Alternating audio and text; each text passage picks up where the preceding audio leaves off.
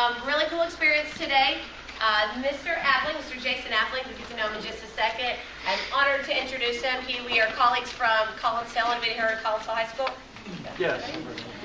Great school, just like our school is. That's where he's coming from. He actually has a day off today.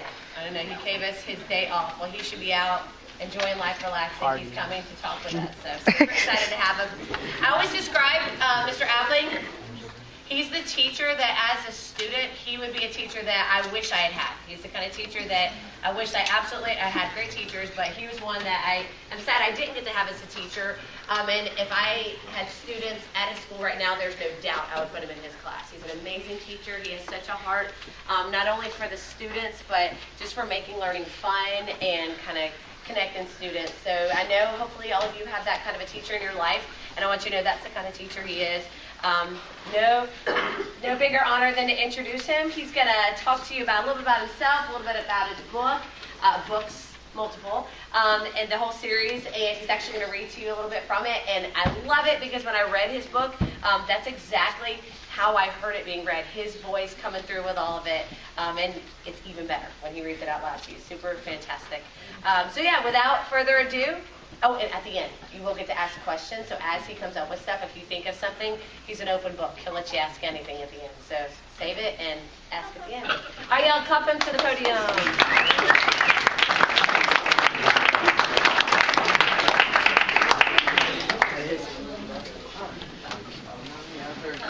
I swear on my life, I just heard someone like cat call whistle.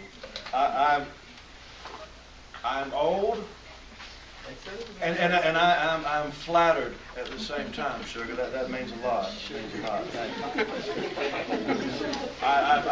I've worked hard to be this pretty over here. Like Ms. Mueller said, my name is Jason Appling. I've been teaching in Collinsville for far too long now. Next year will be 20 years of me teaching students all together. I have taught every level, 9th through 12th, but for the past 6 years, I have been dealing specifically with seniors. So if you are a senior right now, even if you are a senior here at Flower Branch High School, I can pretty much tell exactly where you're going with anything and everything. Because, you know, hey, I've been there. Especially if I have seniors in here who are freaking out about deadlines for college, all that. But today is not the day to discuss this. Today, I want to talk to y'all about a little series that I wrote called Edgar. I published Edgar on Amazon because, well, anyone can do it.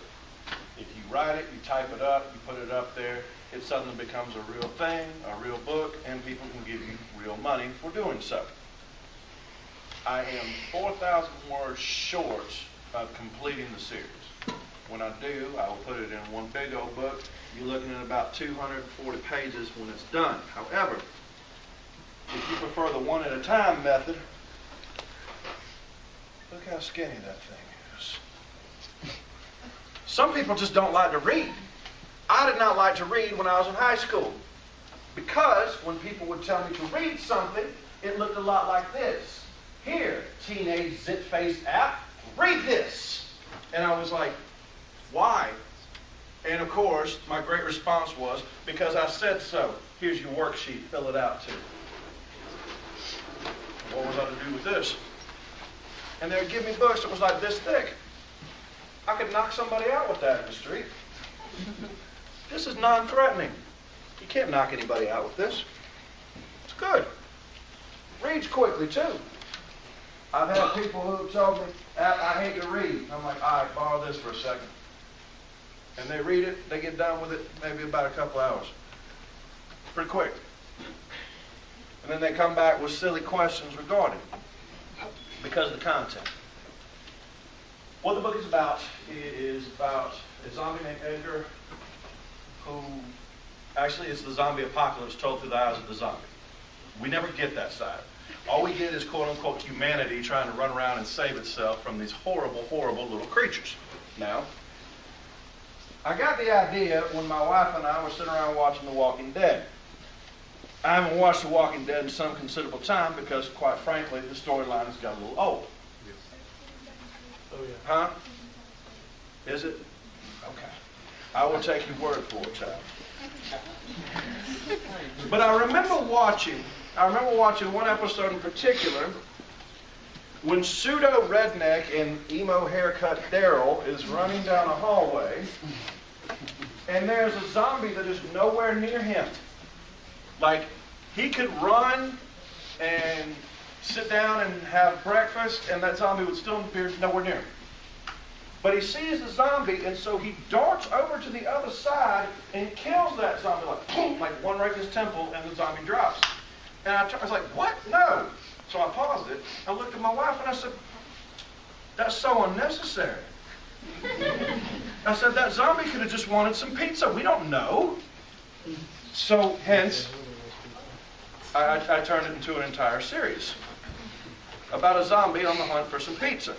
Now, most people are not going to touch zombies with a 30-foot pole. They say, well, it's been done, it's been this, it's been that, it's been the other. I said, all right, fine, read my book, please. Because, look, if you're gunning for young adult fiction, you should put a romance in there. You just should. But the romance in young adult fiction today is all the same. Right? It's like two people in love, two young adults in love who have cancer. Two young adults in love, one has cancer. I'm like, good God, man.